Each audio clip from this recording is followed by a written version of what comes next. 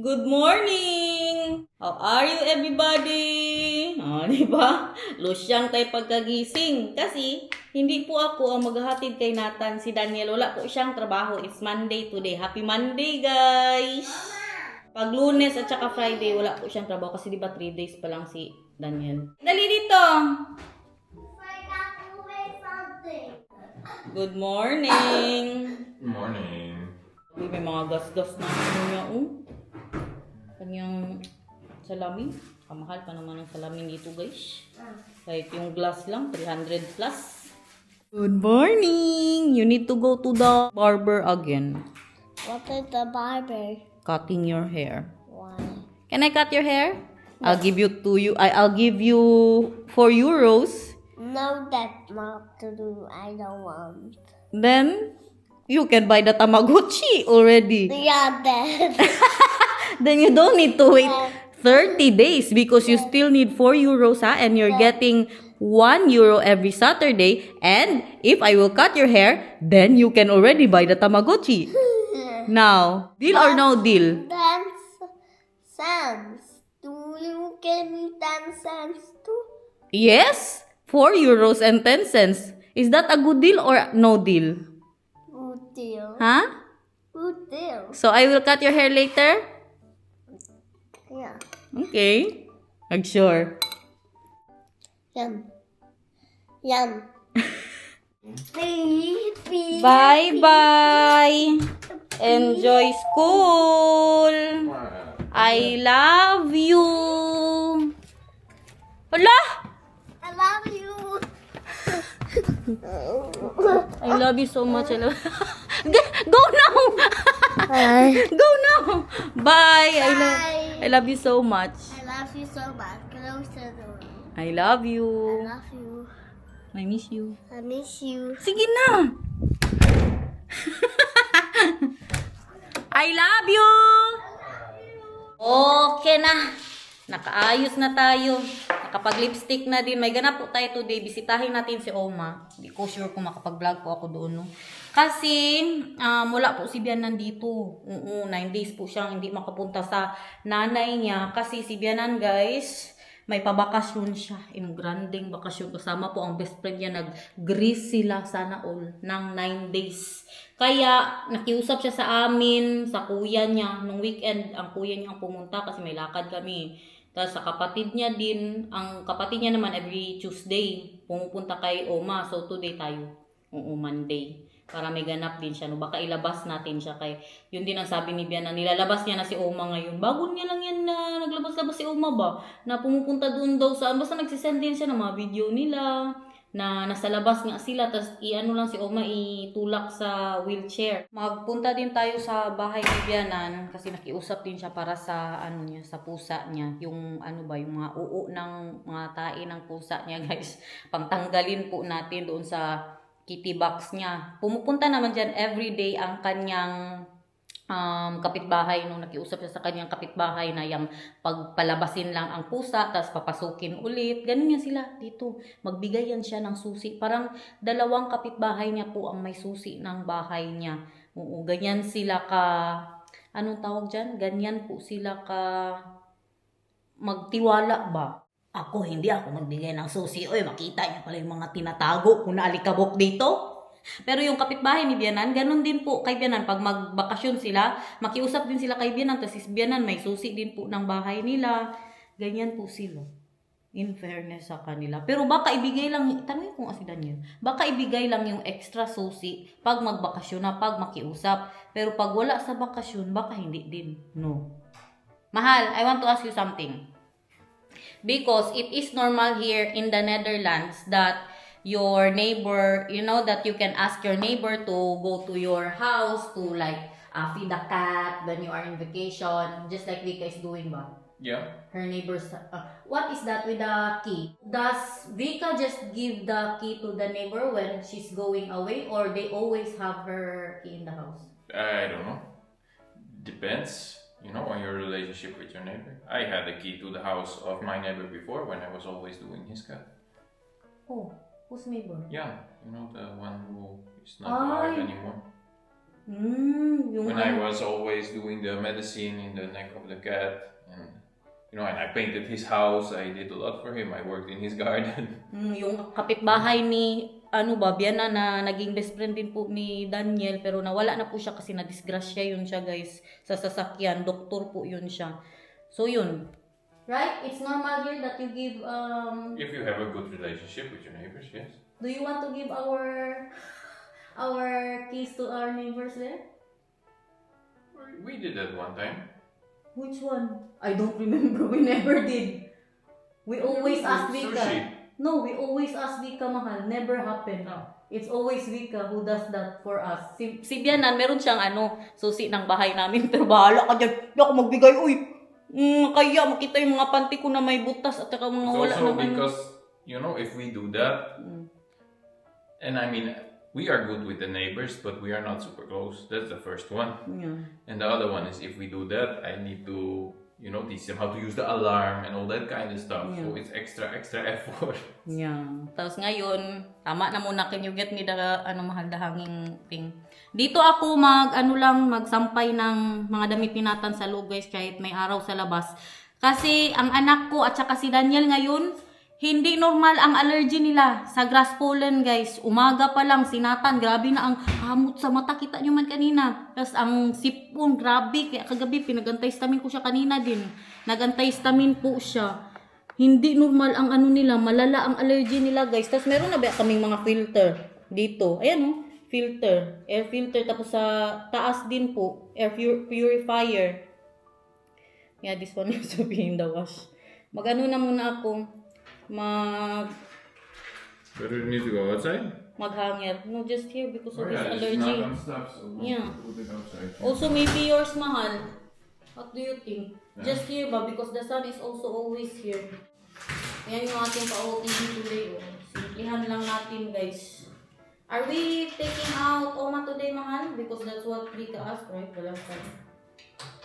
Take her outside. If the weather is nice, we can have a walk. Yeah. Tara na guys. Uy, medyo malamig ang hangin Ito na good ang go to hairdo. Lalo na pag summer. Kasi ang buhok ko dito guys, pag summer buhagag siya pareha sa Pinas. Pero pag winter, maganda, shiny. Yung mister ko. Ng basurahan. Katapos po natin kay Oma, magpunta na din tayo sa bahay ni Bianan. Ay, nasabi ko na ba? Hindi lang para sa pusa niya, kundi tayo doon, mag-grocery. Ganyan ang ginagawa namin sa bahay niya kapag siya, bakasyon. Maghanap kami ng makuha doon sa fridge niya. Kaya man nasabihin niya, kuha lang kayo kung anong kailangan nyo. Lalo yung mga blue cheese niya doon. Lahat ng mga cheese niya, kinukuha niya po namin. Kay paano naman yan guys, diba masira na ba pagbalik niya, tapos 9 days ba siya doon. So, bago po yan siya magbakasyon, magsabi na yun siya sa amin, punta kayo dito kay sa pusa, tapos ang fridge niya. Baka kay may mga gulay din po siya doon, no? Dito na tayo sa labas ng kanyang apartment, guys, sa home for the aged. Yan, nandyan, mga po yan, no? Apartments po yan. Yeah, maybe you can ask Vika, mahal, where are we walking? I don't know, maybe there. Just go straight there. Kaya yung pinupuntahan nila yung parang ba? Siyang forest, mga kalasangan, ganyan. Ilabas na natin si Oma guys. Siya na lang mag-guide sa amin kay first time din namin po siyang ilabas. No? Medyo malamig ba ya? Tapos ito si Oma, malamigin na po siya. Pero pinadala ko man siya ng kanyang jacket. Hindi na kami mag-ikot-ikot. Kalamig. Lamig siya ngayon kahit nag-jacket na. Lang namin siya dito ikot saglit pero hindi na kami pupunta doon sa maraming puno.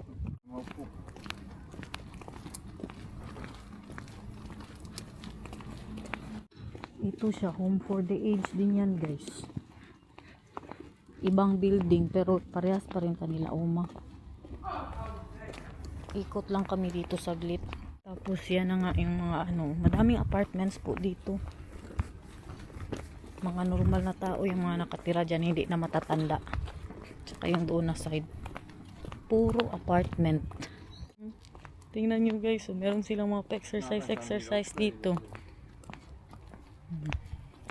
Para din to sa mga matatanda guys, mag-upo sila dyan, mag-pedal-pedal.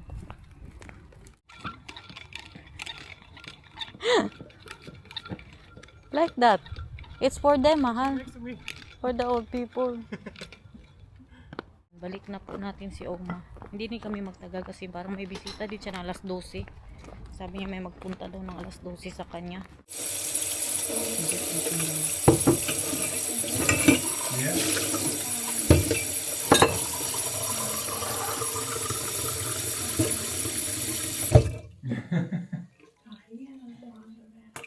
Yeah.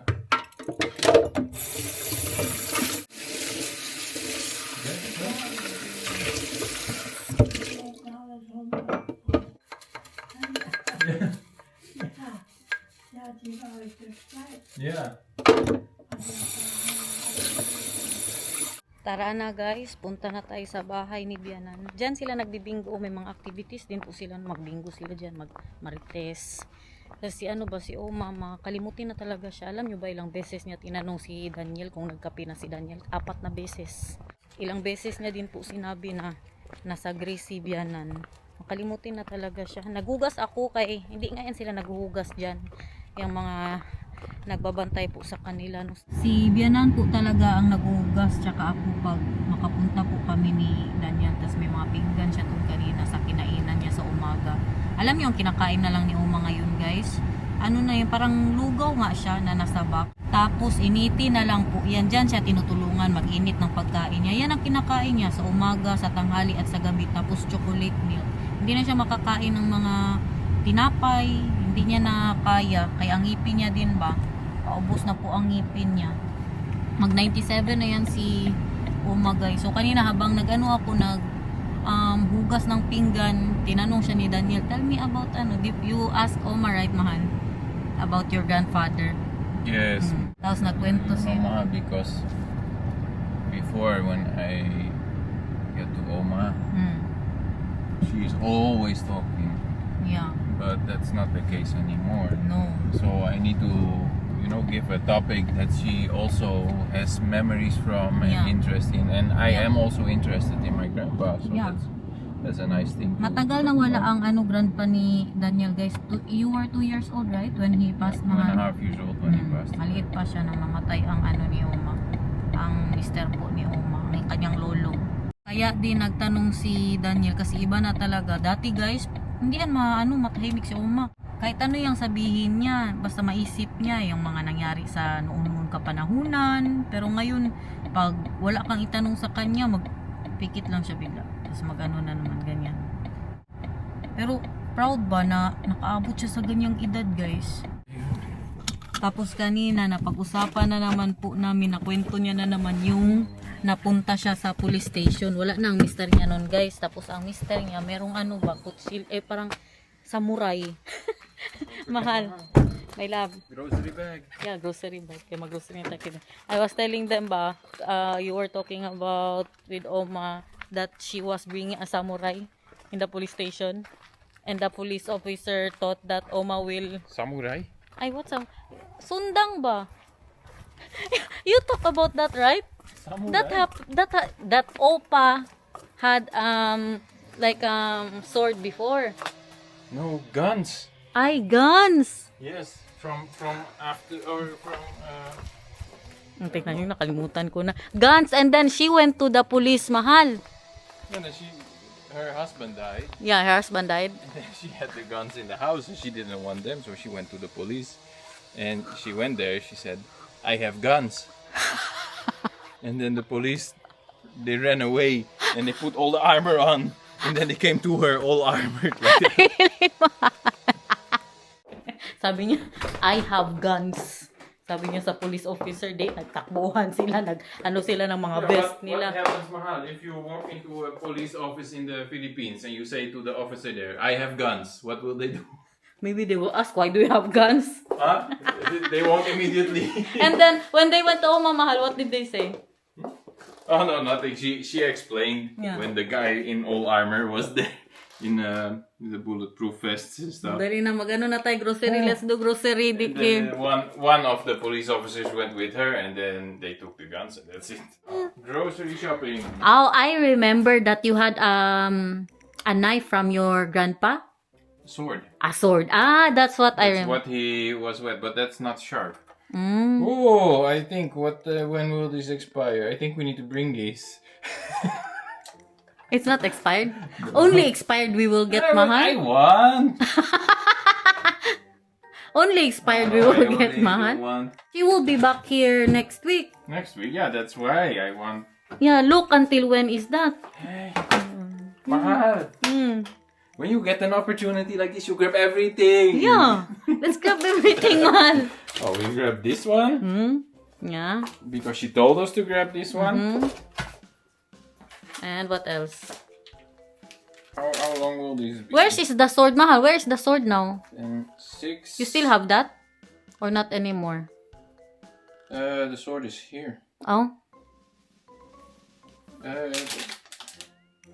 We should probably get this. Ah, for your work tomorrow. Yeah. Meron na tayong pangpabaon For my kay lunch Daniel. and stuff like that. This is pecorino. Almost Oh, done. that's ito. fine. That's hard cheese. Yeah. Goat's cheese. What date does this Oh, have? yummy. I like that. Just get that. Just get that, she said. This still has 1 week when Vika comes back. You want to get it? No, you just give it to Vic. Thank you, Vika! Ganyan na. What you see, but this one I think will be fine. I'm telling them, mahal. Oh wow, that's a nice hard cheese. Yeah? Yeah, that's yummy for having as a snack with a wine or something like that. I told them, mahal, that every time Vika goes to a vacation, we do this always. Yeah, but she tells us to do this. Yeah. Bacon is this one is 11.5. That's nice for the pasta. Yeah, but 11.5 It's already done. is like how many days ago? How many? 2 weeks already. 2 weeks, mahal. Wala na. Alam nyo, Almost 3 weeks out of date. alam nyo, marami yan siyang ganyan. Hindi niya makain. Makalimutan niya na lang din. Let's just see. We can smell if it's still okay. Yeah. But it's out of date, so we're bringing it. But it is a lot of salt, so it's good. This one the It will same. be fine. Yeah? What is that? Yep, Also? 25. Ano, parang naglinis din tayo dito. That's fine. Parang naglinis din tayo ng niya. Just smell it when you open it, but it's out of date, and she told us to bring anything out of date. This one is 2.6. 1 egg needs to be eaten soon. Needs to be eaten tomorrow. How about in the freezer? Can we also get from the freezer? No, not from the freezer. Oh, olives are. How about What is it? 1.6 also needs to be eaten. Really? Just bring that, mahal. Vika will be fine. It's fine. Oh, and we have some veggies. Kinaginitan niya yung yogurt na honey. Ang veggies Sarap mahal. yun, guys. How long will paprika? Oh, this one is already not Not going good. very well. Yeah. So we need to bring that. Need to bring this one. Your onion, look, Vika. Oh, this one. I have to throw this. No good anymore. Magtapon ng ng mga gulay. This. Yung bell Oh, pepper, and bring the pinatapon. other onion. Let the cat go in because the neighbors are taking care of the cat. Yeah. Oh. Hindi namin pwede na papasukin ng pusa kasi yung kapitbahay niya ang niya baka napanapin niya nandito na pala sa loob tapos hindi niya alam na pumunta kami dito. So ang mga dadalhin natin amuyin lang daw kung pwede pa. Karne ba ito? Mahal, I don't think this is good, mahal, because this is what is that, meat? Yeah, well, if it's not good, we throw it away. We'll bring it, we'll check it out at home, Yeah. and then if it's not good, we'll throw it. At saka, that's all? At saka yung mga cheese. And you got yogurt too? No yogurt. Oh, no yogurt. No, because It's not yet out of date. everything I garage, there's usually stuff out of date here too. Yeah. Sa garage. You know, I have had tins, and then I'm looking, and it's like 5 years out of date, 6 years out of date. If it's almost out of date, it's for us. Oh. And if it's out of date, let's throw it away. You know, we also have a yeah, sardine. 2026.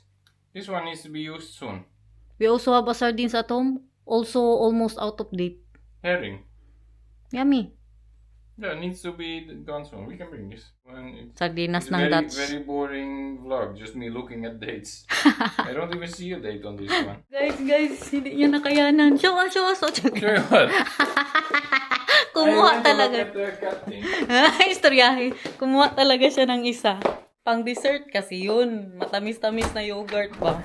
May honey. It's okay. Vika always tells us to bring stuff. Yeah, of course. That's fine. Hindi na namin ginawa ang ang cut box niya kasi parang nililinis din ng niya, ng kapitbahay niya. Kaya wala man talagang poop kahit kunti. Chinek ni Daniel. Kiwi! Kiwi! Thank you, Vika! Basta kay meron ng si Daniel, okay na yun. Pang lunch niya bukas. Pero duda ako sa mga bacon. Meat kasi, pero marami kasi ang guys. So, matagal masira yan pag ganyan. Maalat ba yan? So guys, tapusin na siguro natin itong mga kabuang natin, no? Tama na siguro, bukas na naman kung hindi absent. Sana po ay nag-enjoy kayo sa vlog na ito. We love you guys. See you again tomorrow kung hindi absent.